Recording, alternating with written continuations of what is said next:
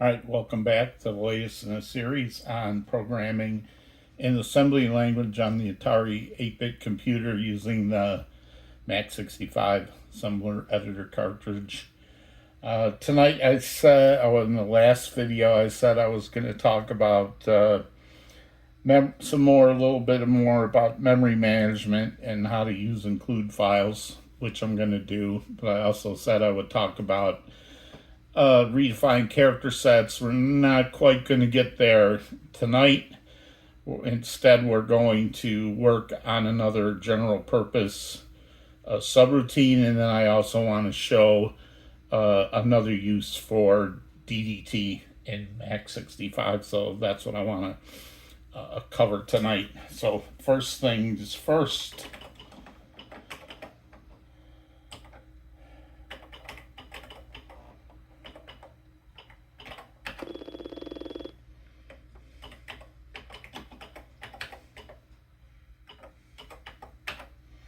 So when I talk about memory management, if you remember, we had this problem where the size command of Mac 65 said it was only using up to 312E, and we're compiling our code to memory location 4000. But as we assemble that code, Mac 65 builds a symbol table on top of this, and it can run up into your code and cause compiler errors. So you'll see this is an example of the error you'd see.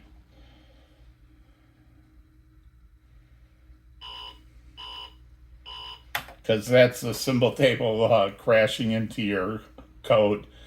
So I said there was like 4 ways we could get around this, and we covered 2 of them in the last video. The first one was to just move this higher in memory, so start assembling it at some other address, 5000, 6000, etc. That's one way to do it. And yes, in this case, I absolutely didn't hit on around the headline for a reason this time. If you watch the last video, you know what I'm talking about there. All right, so that was one way to set this at 5000. The other way I showed was you could just assemble it straight to disk. So if I hit, and I'm just turning off the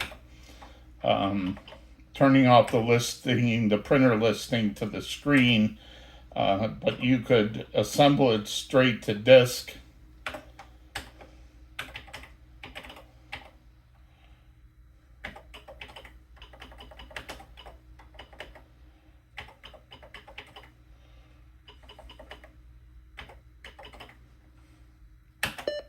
Oh, I guess it does insist on the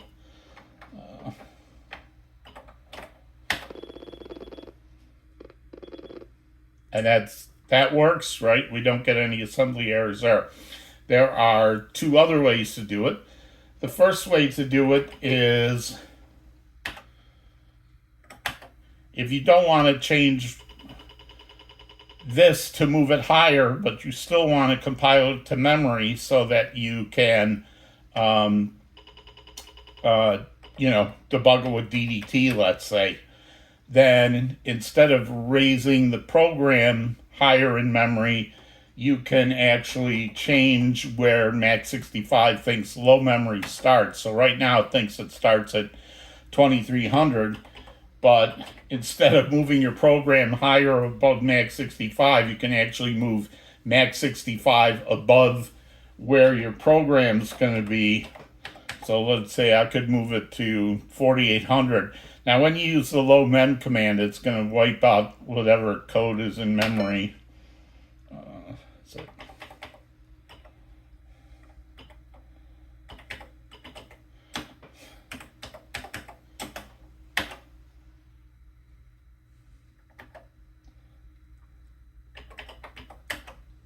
So now you could see how sometimes it wants the hexadecimal sign. I guess low mem always takes hexadecimal. And you can see now that Mac 65 is starting its code at 4800 to 4A00. That's because when you do the low mem command and you move the bottom, Max65 wipes it out. So we're going to have to load it back in again. And it's going to load it back in on top of this 4A00.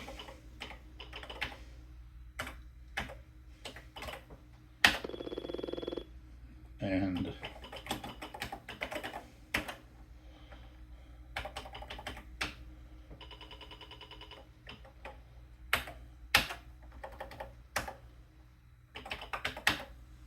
so you can see now it's gone from 4A00 to 562E, and it's going to build the symbol table up on top of that.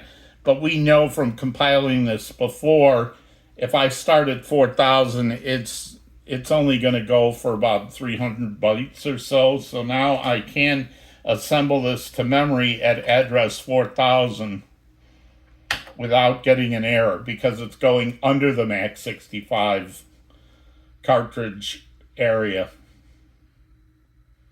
So you see we don't get the same error there.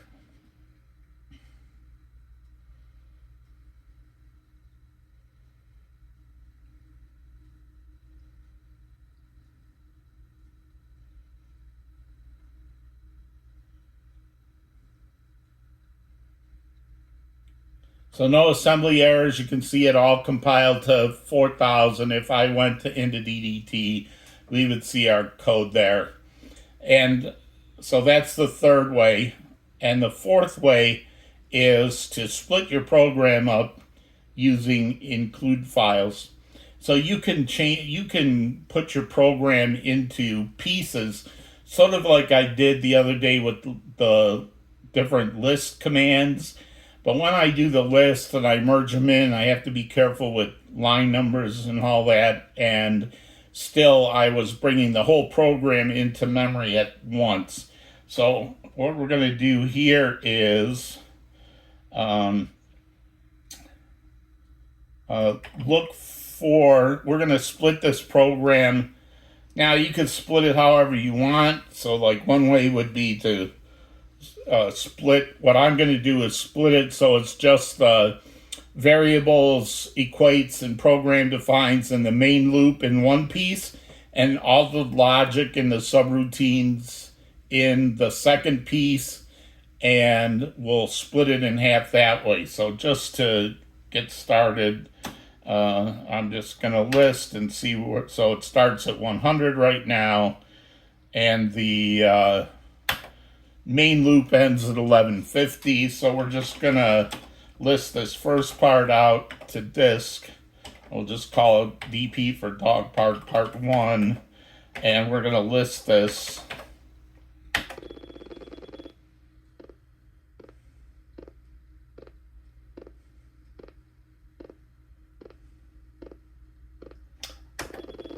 And I forgot, I don't want to list the whole thing like I did here. That's why it was taking too long. I want to list from 100 to 1150.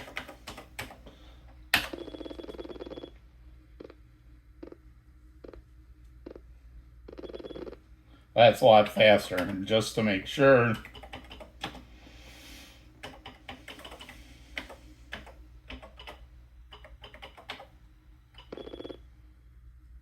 so lines 100 to 1150. All right, back to the cartridge. Now we can delete those lines because we listed them out to disk.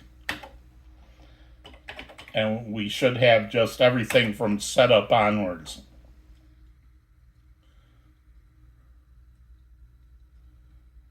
Now here's the thing about when you want to use include files. Include files, there's a couple rules for Max65. First, they can't be in a listed source format. They have to be in the saved tokenized Max65 format.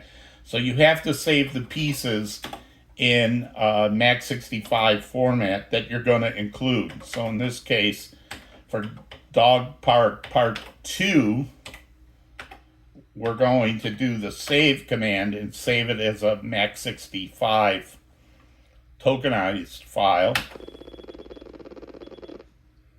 right? Then we're going to erase everything. We're going to enter the part 1.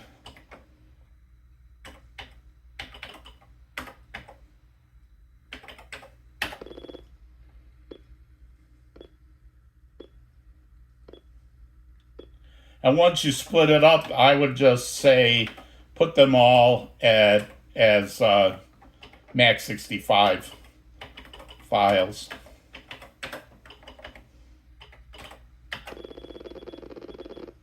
Now there's one other thing I want to show you that's cool about this.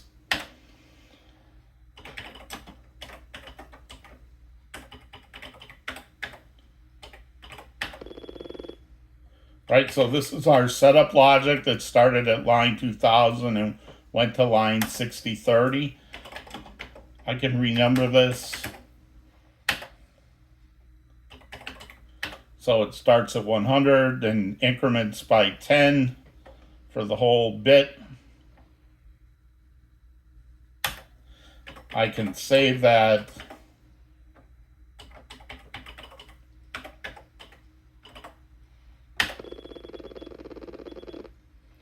Okay, we're going to type new, nothing in there, load part 1. So now, as you can see, part 2 and part 1 will have some of the same line numbers. But with include files, that doesn't matter.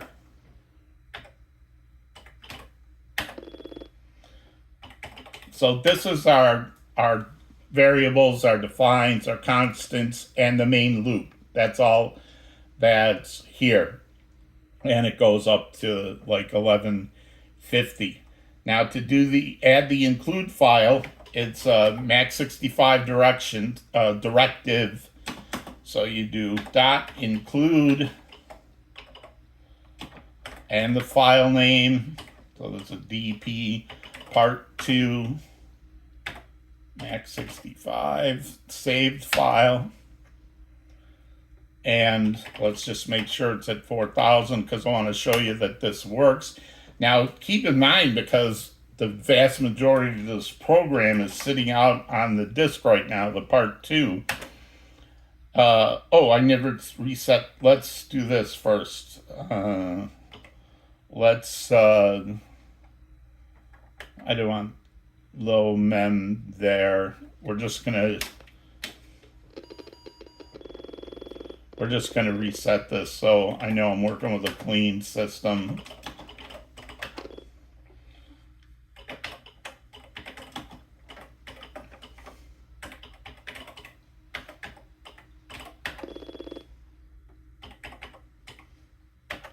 So it's compiling to location 4000, and we're going to add the include file.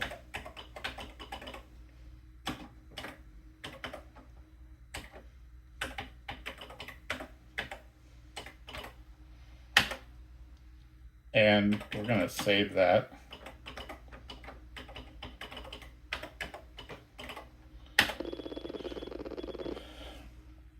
And we'll look at the size. You can see it's 23 to 28.6B. It's not going to be anywhere near 4000. And even though part 2, even though part 2 has the same line numbers as part 1, you'll see that this is still going to assemble okay.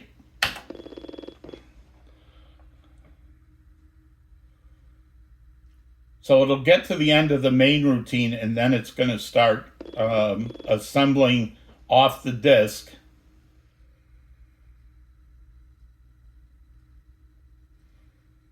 With the same line numbers that we had in the other part of the program, but everything still works.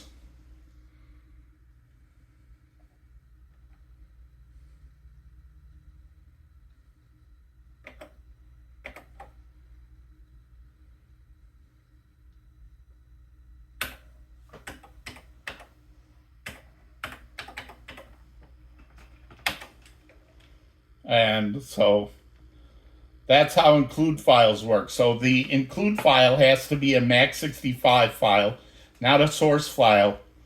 The line numbers are irrelevant, so they can be the same line numbers as you have in.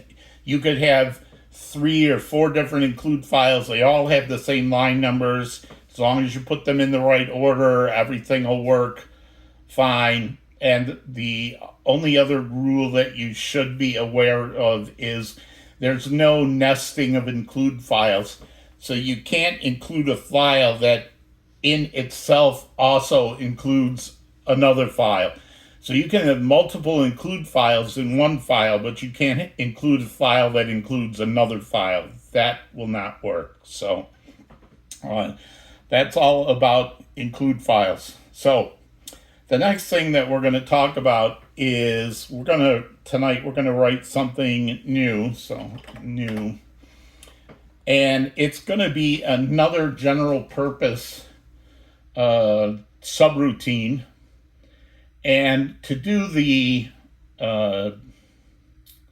redefined characters, we're going to need to copy the character set out of the ROM into RAM, where we can overwrite it with our redefined characters.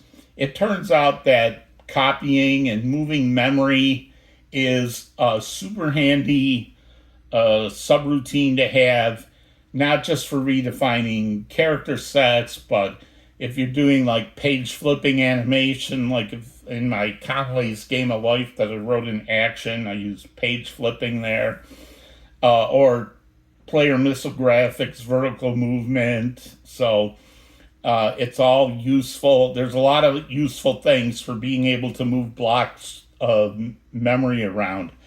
Now I'm going to write this as a subroutine tonight, but I just want to make mention that I have not forgotten about the macro part of Mac 65. So the Mac in Mac 65 stands for the fact that it's a macro assembler, which will let you write macros. And a future video, I'm going to show you how to write a macro and explain the difference between a macro and a subroutine. But I don't want to go there yet, so we're just going to work on making this a subroutine right now. The other thing I want to say about this is this subroutine tonight is not specific to Atari. There's nothing in what I'm going to write tonight that is Atari specific, except maybe where I place some variables in memory. But the logic and the code itself would work to move memory on any 6502. Now, because it's so ubiquitous and such a useful routine, I will tell you there's like a million places where you can find this written for you. Like even the Atari Roots book has a memory move routine in it. Google will turn up 6502 memory move routines for you. I'm sure there's other Atari assembly books or 6502 assembly books that show how to move memory around. I think I even saw it on Stack Overflow. So, you could go find this online and just type it in and use it. But this all goes back to my thing about kinesthetic learning by doing. So when I sat down, now I did write this first before tonight, but when I sat down to do this, I didn't look at any reference material. I just wanted to make sure I could write this on my own, and then I could go back and see how what I wrote compared to how some other people did it. Pretty close, I think, on what I did. But that's kind of how I hope people are taking these videos in spirit. Like, don't just copy what I type on the screen. I'm explaining to you what I'm doing so that hopefully you can take that knowledge of what I'm explaining and try it on your own and do your own things and think of your own way to do that joystick reading, or just do it on your own first and then check back. Like, don't just download it from GitHub and compile it, because you won't learn. It's better to learn by doing. At least that's the way I think. So So I wrote this from scratch without any reference and got it to work. And I'm going to talk a little about that part. All right, the concept, let's talk about this first.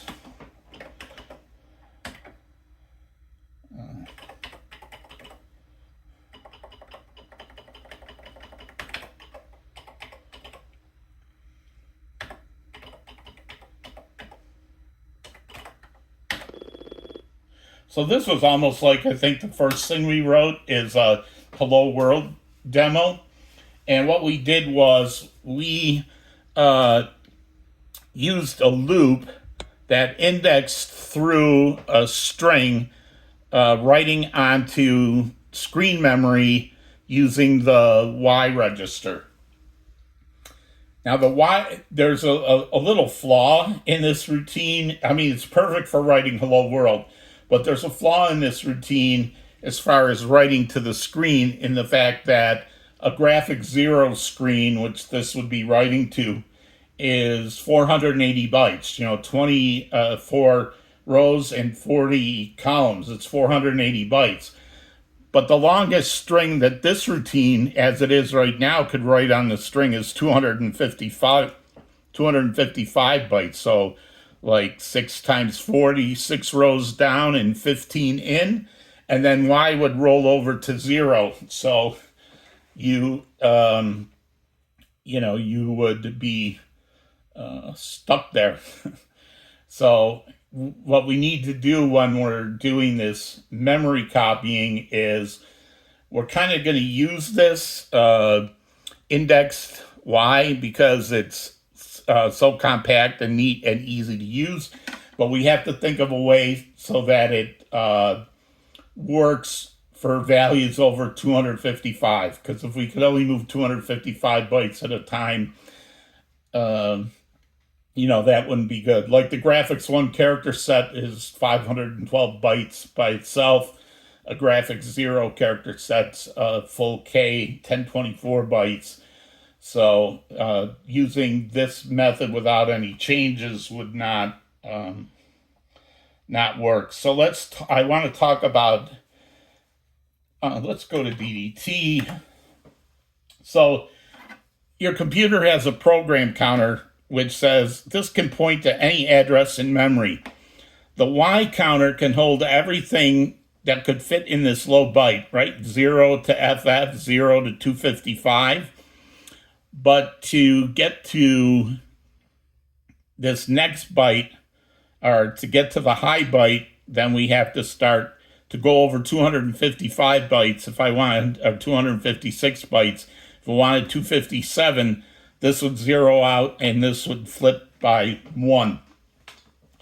Now, you've probably heard me talk about page 0, and you've probably heard about page 6. So a page is a set of 256 bytes. A page is what I can access with just 1 byte, the low byte. So this is a page.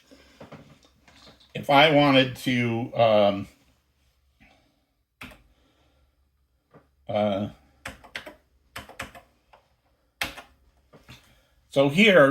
so if I go up from here, right, this is memory location 00FF.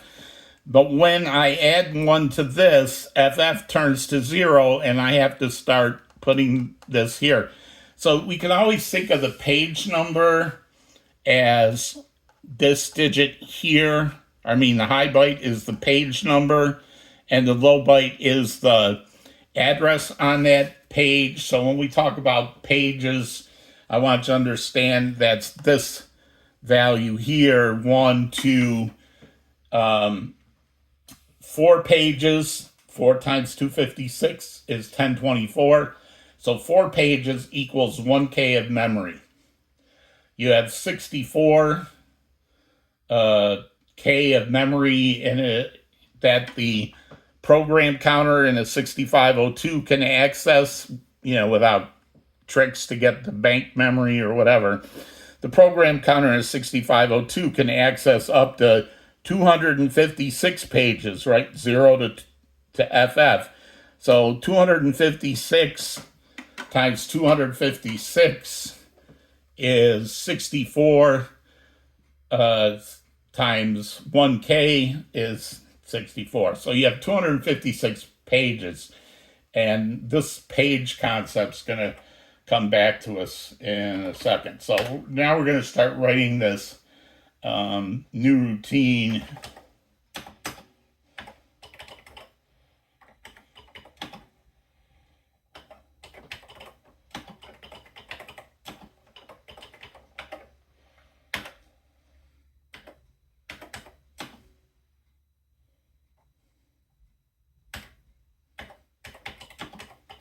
We're going to comment that out for now. Now, normally, in what I've been doing so far, this is where I would put the start of where I want to start assembling my code. But I'm going to show you a trick tonight. If you remember in our other programs, like this one, right, at the top of that program was assemble at 4,000 or 5,000. This here, asterisk, sets the program counter to some new value, and then the computer will assemble everything from where this changes into that memory location. So start doesn't get actually put at the end of our program. It gets stuck in 2E0 and 2E1. So I was complaining about the lack of 0-page memory addresses available for use with Mac 65. And I was going off this chart here, which is in the Mac 65 manual, trying to get that to... And you can see in that first column, everything in page 1 above 80 to FF says used by Mac 65. Yes, yes, yes. So that's why I was saying we couldn't use those. But I've also noticed that on the last column it says used for, and for the addresses from D4 to FF, so from 80 to D3 it says pointers and temporaries. I don't know what that means for Mac 65 or what it's doing with those, but I don't want to mess with them. But I'm assuming that D4 to FF, where it says floating point registers, is used if we are doing some floating point math and accessing the floating point routines in the OS. We're not going to be doing that. So the only thing that concerned me was this etc. Like, what does that mean in a technical reference manual? How you write etc. Like, what does that mean? Floating point registers, etc. Anyway, I'm assuming it means floating point registers. So from now on, we're going to start using also D4 to FF and see how it goes for 0-page references. And the reason I wanted some more 0-page addresses is for something like this move routine, and we want to use this indexed indirect addressing, which requires an address in page 0. I needed some page 0 locations. And one way I could do that is I could set up source address. I could just say equals D4, right? And I could say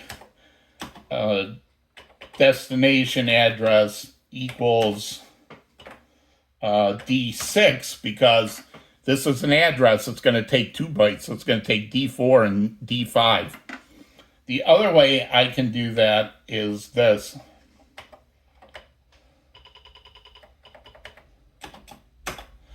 Just like I can say start compiling at 2E0 and stick in the word start, I can also say start equal D4, like that. And then I can say source address dot ds2, which means give me 2 spaces of data starting at D4.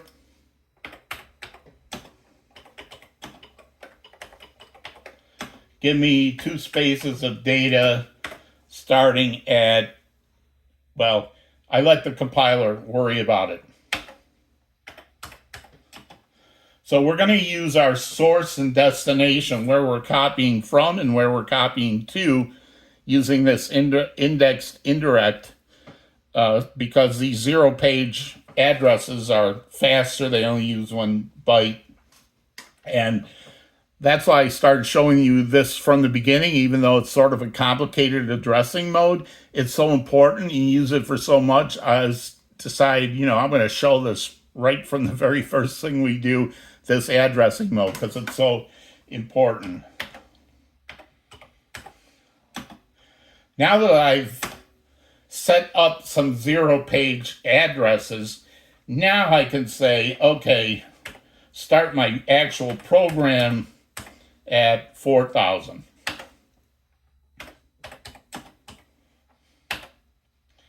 And as a sneak preview of where we're going here,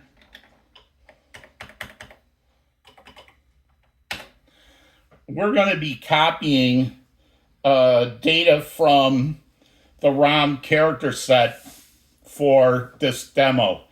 And that'll just give us a head start when we actually do it, to pull it down to copy and overwrite with redefined characters. So that starts at E1000, but I want to use the bottom half of the character set, and I'll talk to you about why later. But if I go look, E is for examine. It means look at what's in this memory location without changing the program counter. So if I go here, this is good to test my memory copying routine, because there's a lot of data up here. These are actually the bytes that define what a character looks like on the screen. So there's a lot of data here that we can copy to prove, that the memory moving routine that we write actually works. So our from address, where we're going to copy from, is going to be E200. So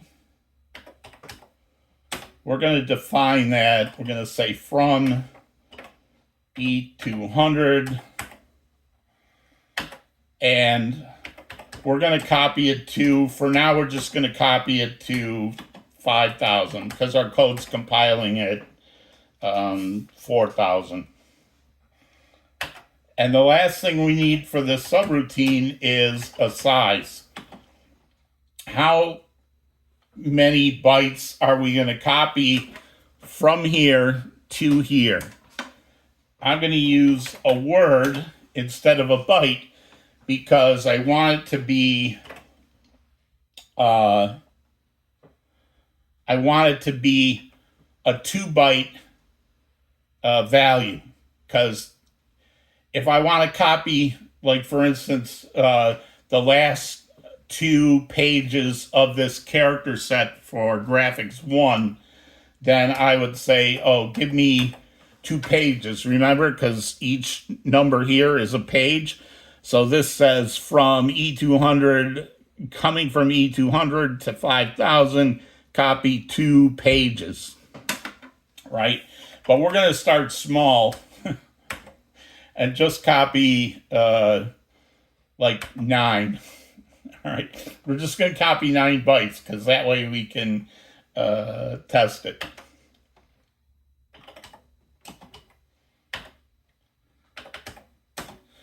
So the first thing we have to do is this subroutine's going to require that whatever from address or to address, we need to load it into the source and the destination. So again, I'm going to always start my actual code with a begin label, so I know where the program begins. I'm going to load the accumulator with the low byte of from and store it in the low byte of source address. Now that works because source address starts at D4 and store will only store 1 byte at a time. So this will take the low byte of from, which is 00, and store it in source address at D4, the low byte there. And then I'm going to copy the high byte.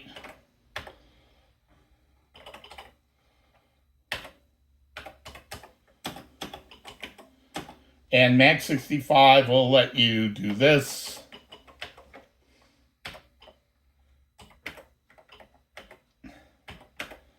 So remember, source address is going to be D4, and source address plus 1 is going to be D4 plus 1 or D5. So the high byte from this is going to go into the high byte of this. And I'm going to copy that same way. Low byte of 2, store it at the low byte of the destination address, and then store the high byte of 2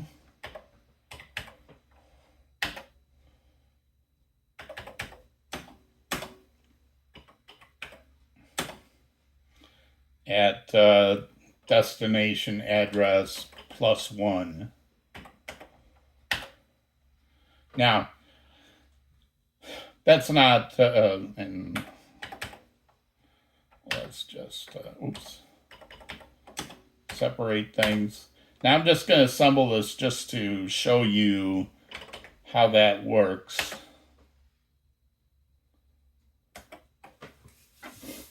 So if I look here, this says, okay, source address, that's at D4, and it takes up 2 spaces, so it's going to take up D4 and D5. Then the destination address is going to start 2 places later at D6 and take up D6 and D7. Here's my from and to. Here is, because I called this a word and not a byte, it uses 2 bytes for the number 9. So this is a high byte, this is a low byte. Now here, this says load the accumulator with the low byte of from, so 0, and then store it at D4. Then take the high byte and store it at D5. Take the low byte of 2, store it at D6. Take the high byte of 2 and store it at D7. So that's all, what we want it to do so far. And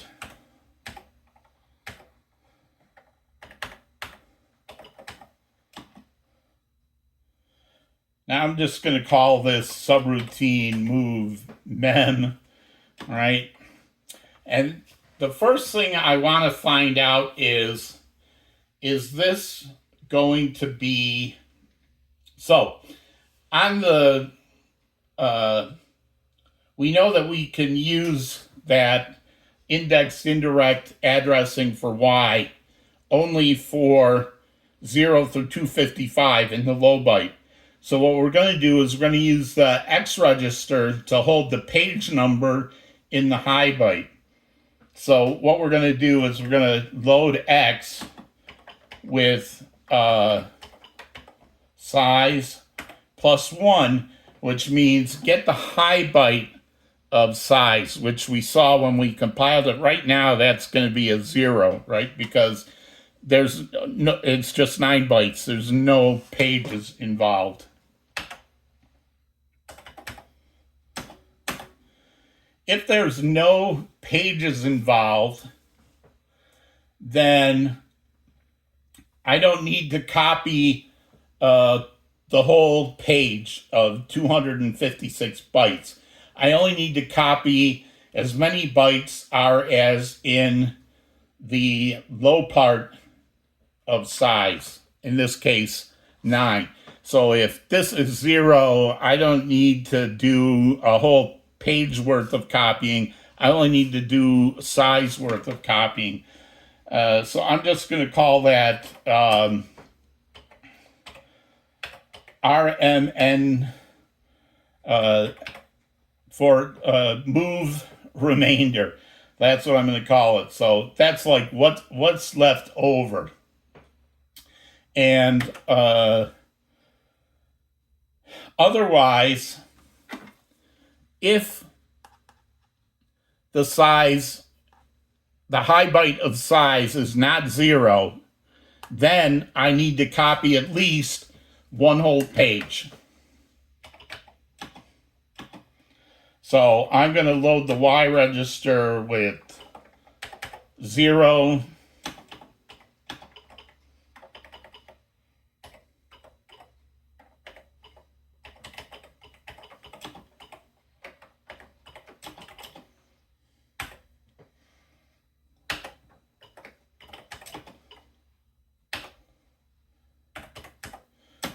and I'm going to have, so if this is not 0, I'm going to not go here. It's not going to, this would only go down there if it's 0. Otherwise, I'm going to load Y with 0, and then I'm going to call this move page.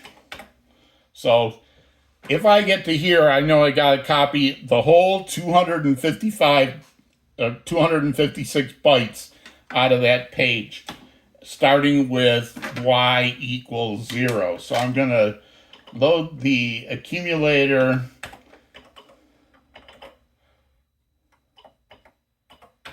with source address Y. So it's going to, if you remember how this thing works, it says, don't use the value of source address D4, but use the value of the memory address stored in D4 and D5, which right now is E200, offset by Y, which right now is 0. So it says, grab this, load it from the accumulator from the source address,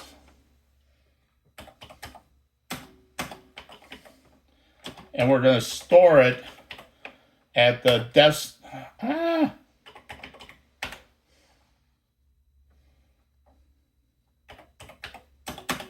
we're going to store it at the destination address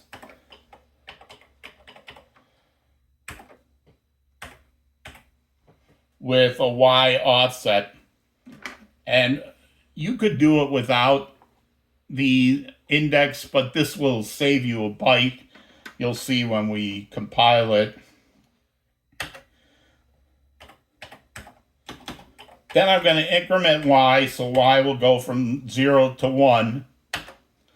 And now, because I'm moving a whole page, I want to go from 0 to 255, which is 256 bytes.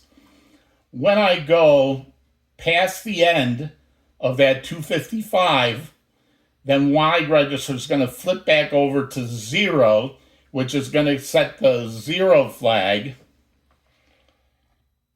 So as long as it's not 0, which means I've just incremented it, so it has to be at least 1, and it can go up to 255. As long as Y is not 0, go do the rest of the copying. So this part right here guarantees that I will copy 256 bytes from source address to destination address. And I'm doing that because this was bigger than 1, so I knew I had to copy at least one whole page. Now I've done a whole page. I've rolled Y over to from 0 to 255 and then back to 0 again. So now, what happened if you... Oh, sorry. I'm surprised it took that as a... It didn't say what, or the syntax thing didn't give an error.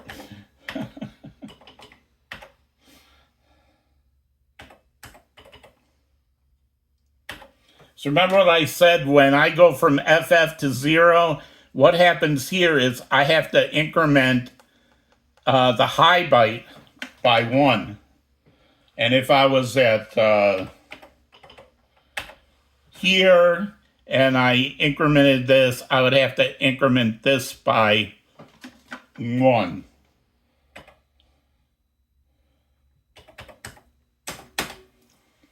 So this will copy 255 bytes. When y equals 0, it falls to the next line, and I'm going to need to add 1 to the high byte for both the source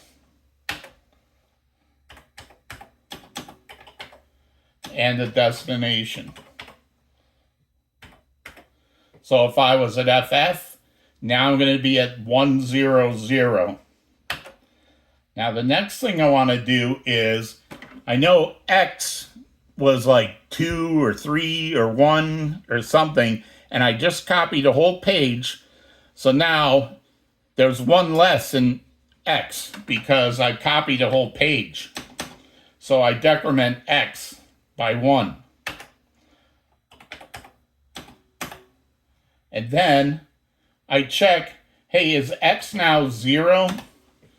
Because if X is 0 now, then I don't want to copy a whole page. I don't want to do this, copy a whole page. I want to go and just copy whatever's left over, that remainder, which I'm going to write in a minute. Otherwise, if X is not 0, so like went from 3 to 2 or 2 to 1, then I know I have at least 1 more whole page I have to do. So I need to reinitialize the Y register back to 0.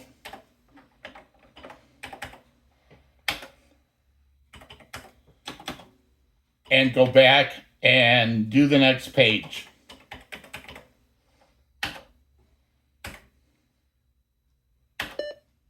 Oh.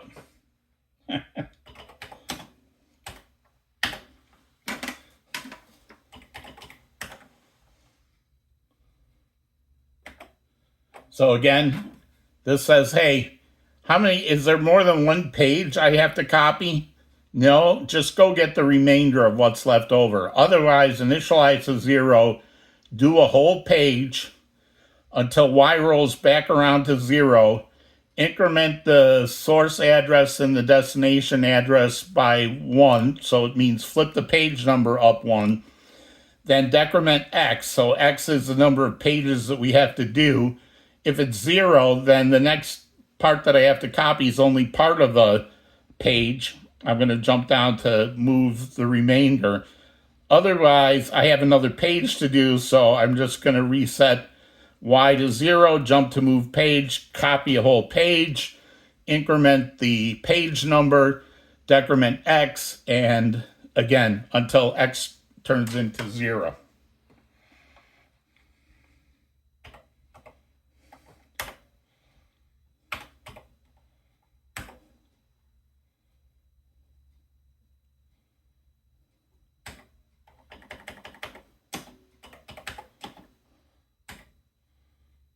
Oh, I did that already. Okay. So now we can do that move remainder. And for copying a whole page, I loaded it with 0, and I kept going until I rolled over to the page again. Now when I only want to move part of a page, I'm just going to load the low byte. Load the low byte.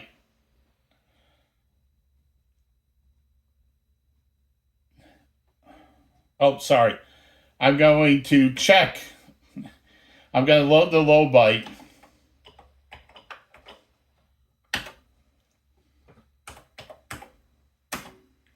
And I need to check because, hey, if there is no value in the low byte, so if I was doing like an even page and I went from 100 to 000, there is no remainder to copy. So if the low byte of size is 0, there's no remainder to copy, so I'm just going to go to move done, right? I don't need to do anything. Otherwise, I'm going to start just like the other one, and this is going to be a loop here. I'm sorry, I'm going to start just like the other one, initialize y to 0, the y counter to 0, and this is like our hello world part. This is going to be a loop where I loop through to do the rest of the bytes.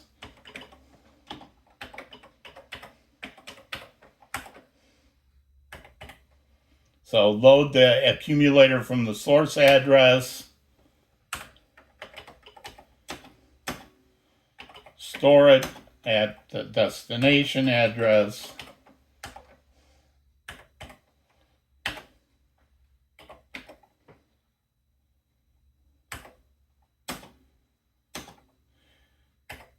bump the increment y, and now instead of just blindly jumping or checking for 0, what I need to check is I need to compare the Y register with the low byte of size, which I know is not 0, because if it was 0, I would have skipped all this altogether. Compare the Y register with the value of size. If I've reached that value, then I'm done. Otherwise, go back and get the next byte.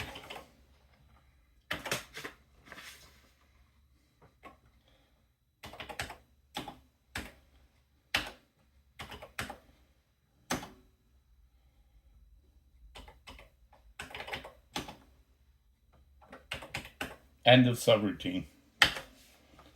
And because this is going to be a subroutine, I'm not putting on the end about the disk init address.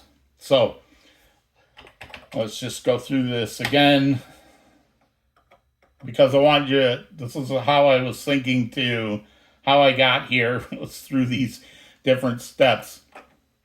Right, set up our source and destination addresses, check if there's more than one page. If there's not, just move the remainder. Otherwise, copy a whole page, go to the next page, check to see if there's any more full pages we have to do. If there are, jump back and do another full page and decrement X. Otherwise, if we're just doing the remainder, we are going to check to see if there is anything in the low byte. If there's not, we're done. Otherwise, load y with 0, and then go through this loop until y reaches size, and then we're done. That's it. Now, the other thing that I wanted to talk about tonight is another way to use DDT other than just debugging things to find out what happened after something goes wrong. DDT is also super useful in testing your code. Now, I really haven't talked about testing so far, but I'm going to talk about it tonight. So, testing is important. In the programs we've written so far, our test was basically, did the string print on the screen? Did the background color change colors? Did the character show up on the screen? Can I move it with the joystick? Our testing was just running it and see what happened and then figure out afterwards. Now, moving memory addresses and moving stuff in memory is not just something you can check by, running it and seeing what happens on your screen, because nothing's going to happen on your screen. It's only going to happen in memory. An important part about writing tests. So now that I've got this code done, I have to figure out how to test it. And that's actually super important, because what you want to do is you want to come up with a series of tests for your code that ensure full code coverage. And what I mean by code coverage is you have all the tests you need to make sure that you have a test so that when you've finished running all the tests that you've created, every line that you've written gets executed in one of those tests. Because if you write a bunch of tests and there's some part of your program that you didn't get to, then either maybe that code is not needed or you don't have the right tests yet. But you should be able to, if you wrote a piece of code that you expected to be executed at some point, you should be able to write a test to figure it out. So first, let's just see if this assembles now that I did all that talking. And then I'm going to show you how we can start doing some testing with DDT.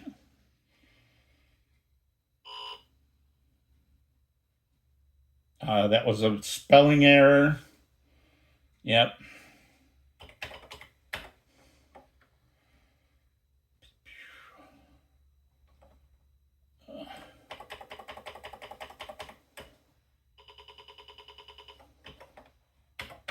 Source and screen, so I kind of get those mixed up.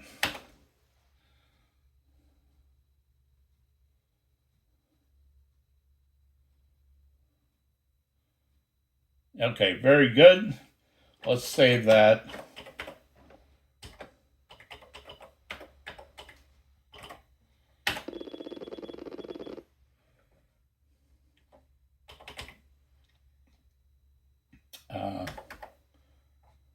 Yeah.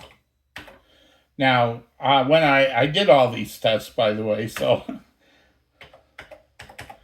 our first test is to I want to copy 9 bytes.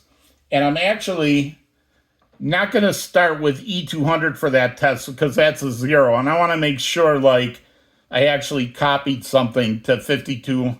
Because if I go, right now, if I go to 5,000, that's the other thing. So right now, my destination is empty. There's nothing in where I want to copy things to.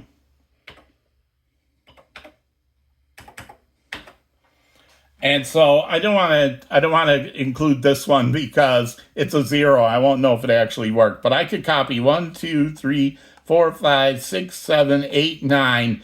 There's 9 bytes going from 36 to 18, and they start at E201, and there is 1 0 in there, but that's okay. So I'm actually going to change that for this test.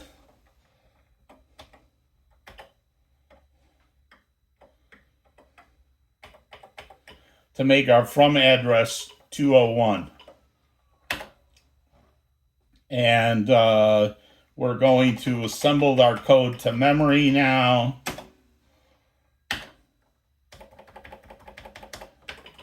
And I'm going to save that one more time.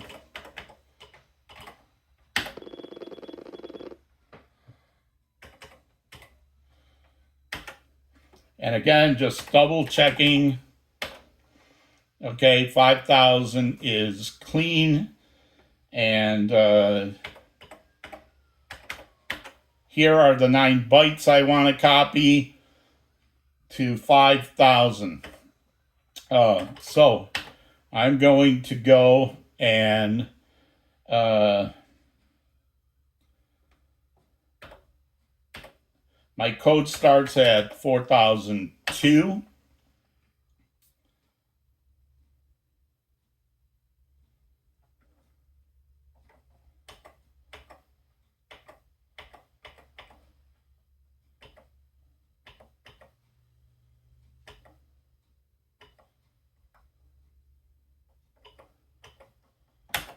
That doesn't look right to me. And let's see. Let's look at this assembly.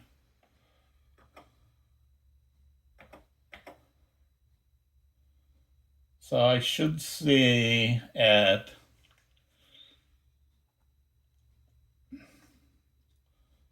I should see it 4000 00 and then 09 and then 00, and then I should see A901.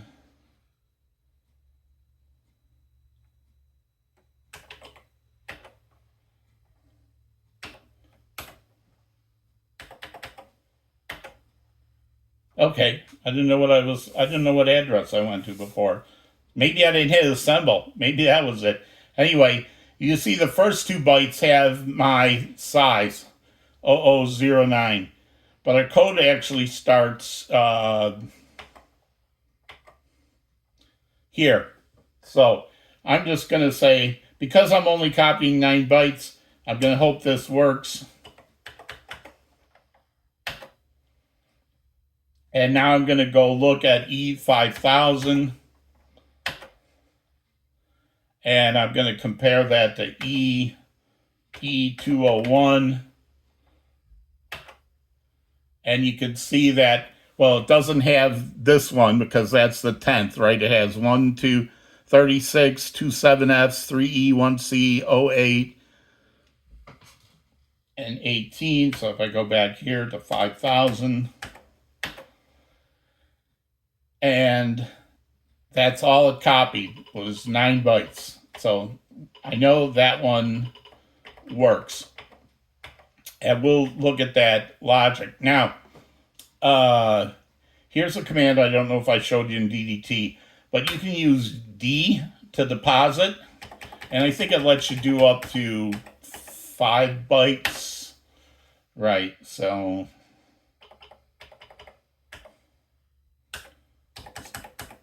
I'm just clearing out my 5000 here. All right, so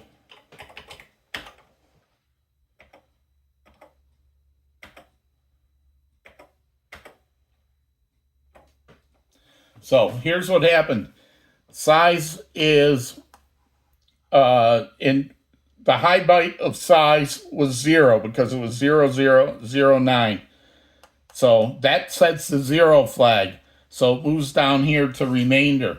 Then it said load the size. Size was 9. It's not equal to 0, so it didn't set the 0 flag. So it loads Y with 0, and then it starts copying until Y reached 9. So it does 0 through 8, which is 9 numbers, right? And then once I hit that 9, it branched on equal to done. Otherwise, it jumped around. So now, there are actually 4 test cases for this. The first one we did was the low byte is set, but the high byte is not set. There's 3 other test cases. The next one would be neither byte is set in the size. So, right, if I say here,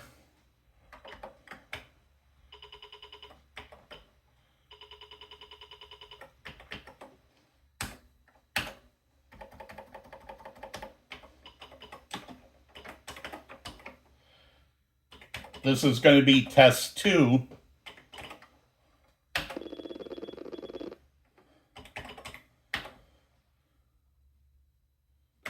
What I expect to happen is size, the high byte of size is 0, so it's going to go down to move remainder.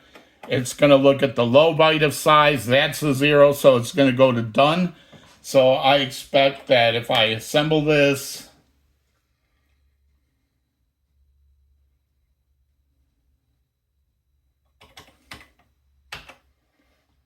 and I'm going to check 5000 first. It's nothing there. And now you may think like, okay, well, that seems kind of obvious, but you want to make sure that like I said, every line of code, so in this case, those equals, when it goes to move down, you need to write a code that's going to go through those. So, and now it's done, and if I go look at 5000, it should hopefully be all blank still, and it is. So I've got 2 out of my 4 tests done. And it's really important to test this because this is going to be a general purpose move memory subroutine that we're going to use in a lot of code. And we don't want to run it without testing it because you don't want to find out in the 5th program you used it in that there was a bug in it. And now you got to go back and fix 5 versions of it. Or, you know, if you got one include file, maybe you're okay. But you want to do the testing up front before you submit it for using it. All right, so the next test we're going to do is the one that's relevant to redefining characters. And for this one, this is actually going to be this test case is actually going to be the one that we're going to use. And I'm going to go back to 5200 here just to make it a little easier. And I'm sorry. So now what I have is I want to copy 2 full pages of memory. That's it. So I want to copy from E200 to E3FF. And that's going to go in 5000 to 51FF. So I want to copy 2 full pages because that's what we're going to do when we redefine the characters. And if I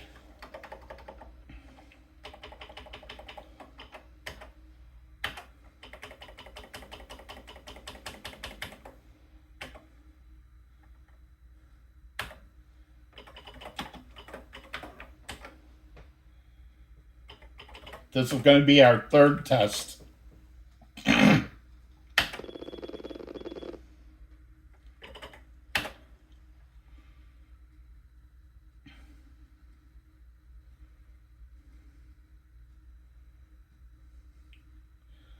And we're going to go to DDT.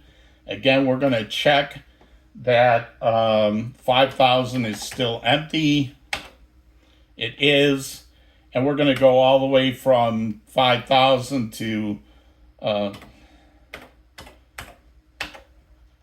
I want to make sure all that is empty. And after I'm done, it should be, maybe have codes up to here, but then be blank afterwards because I only want 2 pages, and this would be into a 3rd page. And where I'm getting it from is E200 here, which is familiar, all the way to E3FF. And, oops. Right. So this would be the end of where we're at. Now notice that after 3FF, there's other characters being defined in the character set, but in the 5000 area, I should not copy any of these because I only want the 2 full pages.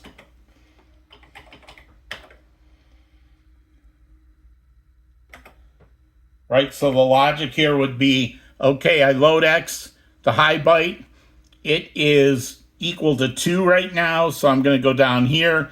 I'm going to copy 1 whole page, increment the high byte from 500 to 5100. Then I decrement X, it's going to go from 2 to 1.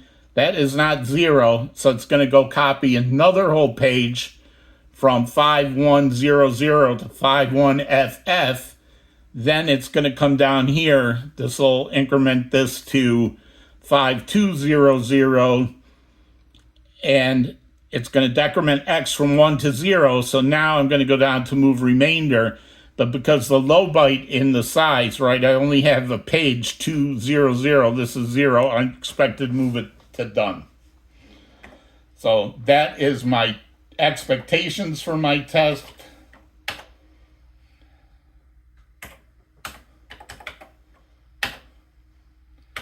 Now let's see how that turned out. So we know this part looks good.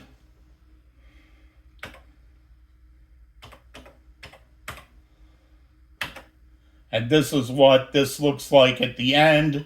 And everything after 51FF, you'll see it's all zeros. So it looks like it copied, but I just want to make sure.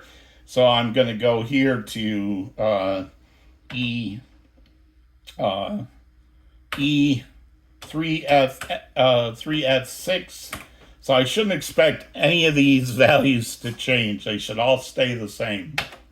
And they do. So now I've passed 3 of my 4 tests. So what's the last test that I need to run? The last test I need to run is when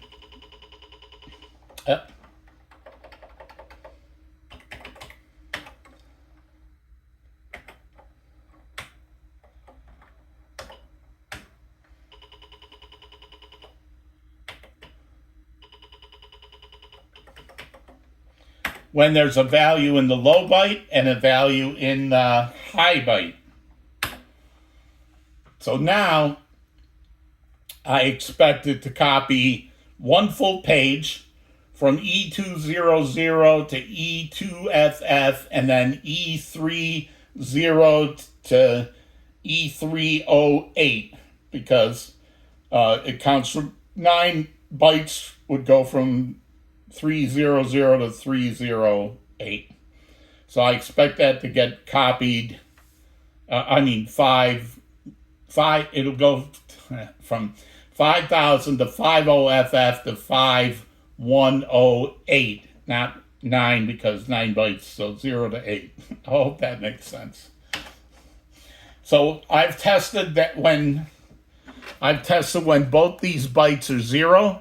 I've tested when this one's 0 and this one has a number, and I've tested when this one has a number and this one has a 0, and now I'm going to test when they both have a thing. And I'm going to, so let's save that test. That's going to be our 4th and final test.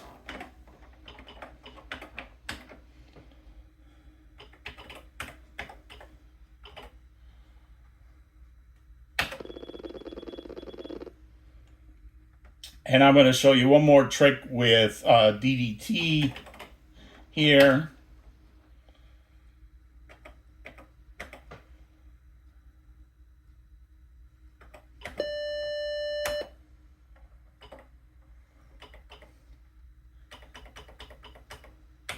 All right, so I have move page and I have move reminder. What I expected to do is go through the move page loop once, then X will decrement from 1 to 0, then it'll go to this move remainder, and that should only be 9. So this label here is the move remainder. So when we assemble it this time, so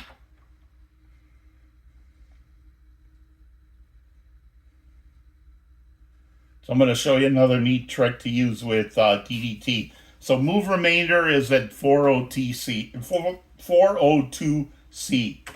So I'm going to go to DDT, and you remember I showed you last time to set breakpoints? So I can set one breakpoint, and I'm going to set it at 402C. That way I can let the code copy 1 full page, which I know works, and then I can have the code halt at the move remainder and step through the rest of it to make sure it only copies 9 bytes. So I'm going to set that breakpoint. So I don't want to step through 256 iterations of copying for the page, but maybe I want to check does it copy the other 9 bytes, and I can make sure it's getting the right value in there. So I can just say go 402, which is where the program starts, and you'll see it stops us right where we want to stop on 402C. And I can go look right now to see if the first part has worked okay. So, you know what? I have to do one other thing here. Yeah, because I forgot this. That,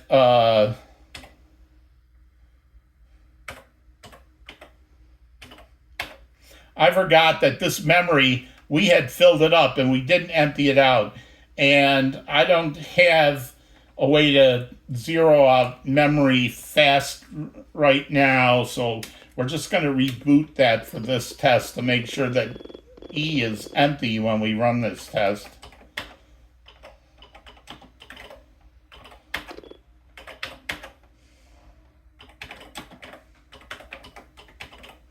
So this is our last test.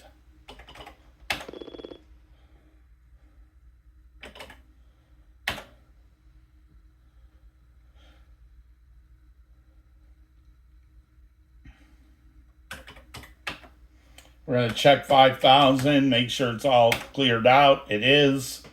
All right. And if it's going to go to, right, it's going to go somewhere to here. All right, that's all good.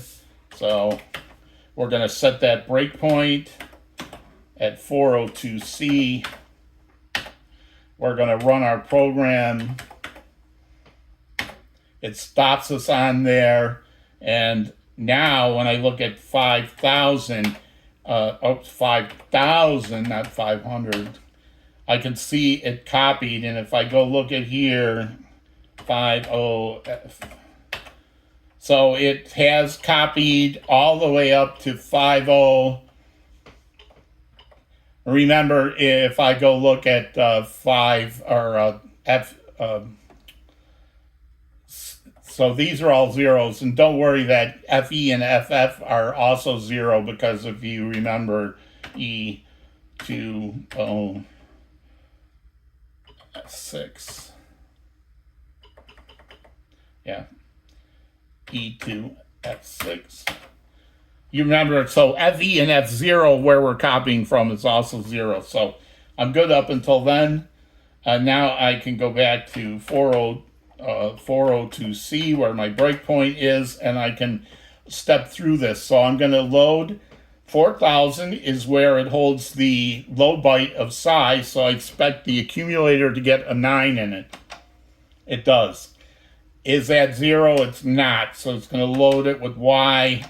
It's going to load the accumulator with the value, store it at the destination, increment Y to 1.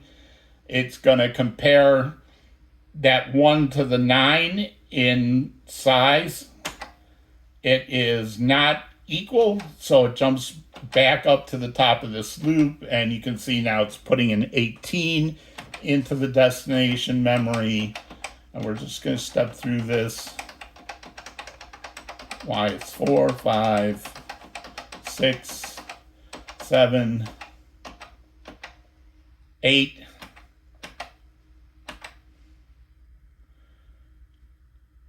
So it's going to copy 0 from 8. Then it's going to increment Y to 9. It's going to compare it to the low byte of size. It's going to say it is equal. So we go to our subroutine and we are done. And, oh, sorry, we forgot to look at E50.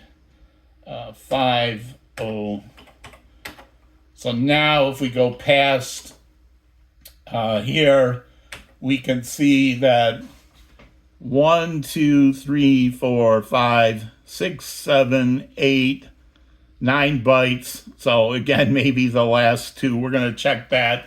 We're going to look at E3 100.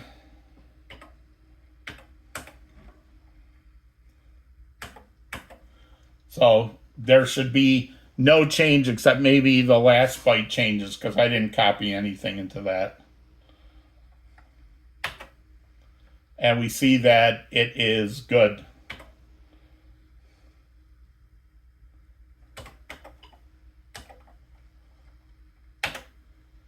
So there you go. Now we have a way to copy any amount of memory with a 2-byte address from one place in memory to another place in memory. And we've executed 4 tests that test every combination and has executed every line in this code at least once, which is what you call a solid testing plan, or what you want out of a testing plan. All right, so a lot in this video. I know it's 80 minutes again, but we talked about how to do include files, how to raise low mem to assemble your code in memory under Max 65.